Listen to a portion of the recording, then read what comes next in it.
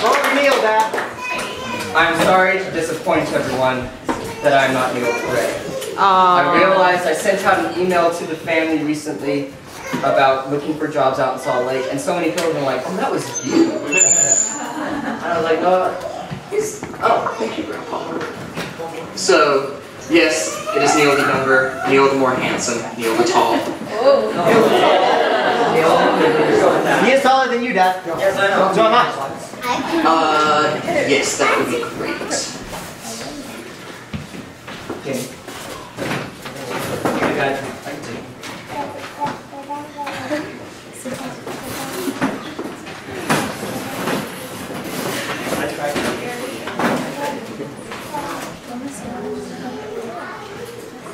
So, for those of you who are looking for the new information about me to write down on your sheet, I recently finished my master's degree in statistics at Ohio State, and Uncle Johnny was kind enough. So Uncle Johnny was kind enough to throw me a bone and say, "Oh, well, since you did such a good job on that, you can give an ed talk." And so I was very excited about it. I would be more excited if I had numbers that you guys could look at, because numbers are really cool. Is it not working? It was working. Oh, here.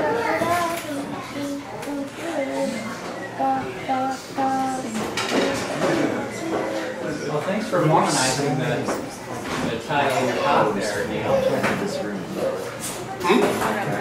Thanks for, no, we call it Mormonizing. Would it be For better if Christianizing. presentations, Neil, and get that because, oh, because that's important.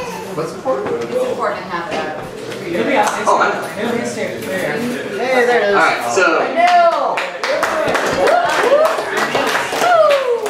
today I will be talking about lies, darned lies, and statistics. So before we do anything, we need to look at some definitions. So the first definition is, what is a statistic? A statistic by the dictionary is a numerical fact or data. I don't think that this is very informative, so I made my own definition. It's a summary for numerical information. So in the same way that you have a really long, boring report that Grandpa makes about physics, you can summarize that into a little bit so that you can pitch it to someone and you can get a little bit of the information from a very small portion. And the same way with the statistic, instead of looking at a huge amount of numbers for health data or science data or any kind of data, we can summarize it into one or two numbers that are easy to tell people. What's the definition of a lie? A lie is a false statement made with deliberate intent to deceive. By this definition, a statistic could never be a lie. Because a statistic, I mean, granted there are made-up statistics, but a real statistic is always true. It is always a truthful fact about something. So, and then I made my own definition, but it's not really important. What is scary about statistics is that they can be used to deceive while still being completely true. And that makes them much scarier than a lie where you know that it's false. So this is used often in politics. So this was an inflammatory graphic that has been popping up on my Facebook feed after the police brutality situation that has taken America by storm. In Ferguson. In Ferguson and in Baltimore and everywhere else. So my friends, or not really friends, my Facebook associates post this and say, I really want to focus on these two numbers. The number of whites killed by police in the last decade is about 2,000. The number of blacks killed by police in the last decade is 1,000. Twice as many whites were killed as blacks. Henceforth, if anything, whites are targeted by police. And this is not a black issue. This is not a racial issue. If anything, blacks are privileged. These are statistics. These are true facts. They're done by agencies. They're done by criminal agencies. These are all true. Let's move on. A little bit more. So I am pretending that America, for the purposes of this, is entirely black and white, just because the graphic was only black and white. So 83% of America's black and white population is Caucasian, compared to 17%, which is made up of African Americans.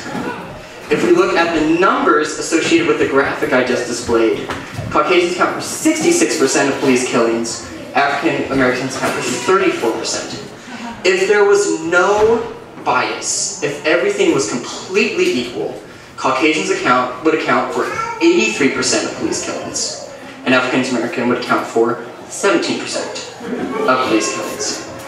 African Americans make up a sixth of the population and a third of police brutality.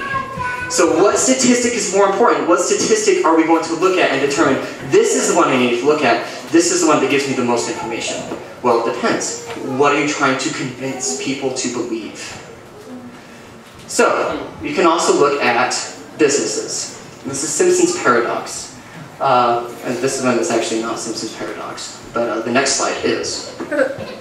So we have Airline A and Airline B. Airline A, 30% of their flights are delayed. So delayed flights are bad, but they have a lower percentage of delayed flights than Airline B. Airline B has 32% of their flights are delayed. So we should definitely go with Airline A. We are less likely to be delayed in our flight. Well, in this hypothetical situation, they only fly out of these two airports, Chicago and New York. So the next slide shows the percentages coming out of Chicago. Well, even though Airline A has a better overall percentage, their percentage is worse flying out of Chicago. So we should probably fly with Airline B, which is only 37% of their flights are late, versus 50% for Airline A. So overall, Airline A is better, but for Chicago, Airline B is better, which means that surely Airline B is way worse in New York. Airline B is better in New York. Airline B is better in Chicago, 50 to 37. Airline B is better in New York, 25 to 10. Airline B is worse overall, 30 to 32. The thing about statistics, like I said before, they are a summary of information, but they don't give you all of the information. So what is the important information here? The important information is the airports, not the airlines.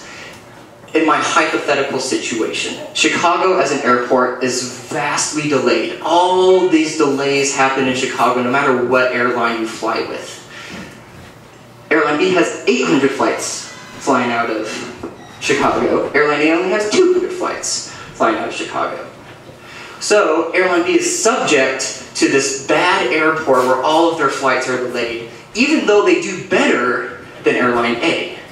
Airline A has more flights coming out of New York, which has very few delays. New York is a great airport. There's no delays. All of the flights are on time. But Airline B has very few. They only have 200 compared to the 800 coming out of New York. So perhaps a more relevant statistic would be to look at the airports as opposed to the airlines. Now, if Airline A, if I was Airline A, if I was working for Airline A, I would be telling you all, look at these numbers. We are so much better than our competitors. We fly on time. You should fly with us. Airline B is like, well, look at us.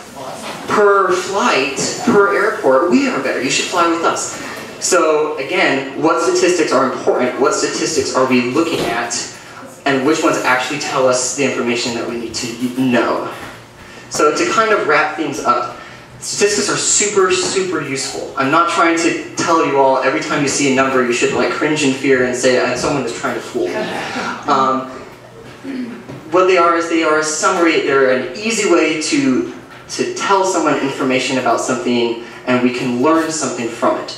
But the thing about it is there are so many different types. There are means, there are medians, there are ranges, there are odds, there are log odds, there are exponential odds. There are so many different types, and every one is very specific into a different way of looking at something. And which one is important to look at is ultimately up to you. So we're looking at the very first graphic, which is whole numbers versus small numbers. Well, sometimes whole numbers are better because people sometimes say, there is a 1 in a million shot of that happening. Surely I am the greatest person ever because that happened to me. People who say that don't really understand how many things happen. Millions and millions and millions of things happen every day. So if there's a 1 in a million chance of something happening, it probably happened 6 times today. So you're really not that special. So that's an example of, yeah, sometimes percents, I'm showing you these percents, and percents are everything. I'm sorry. So percents are not everything. Sometimes whole numbers are better. Ultimately, it's up to you. Is this person presenting me something that is probably the right thing and probably the right interpretation of everything, or do I need to dig a little bit deeper? People are always going to present a statistic to you that supports their viewpoint, what they are trying to give you, and that can be manipulated in many different ways. To close, figures never lie, but liars figure. Thank you.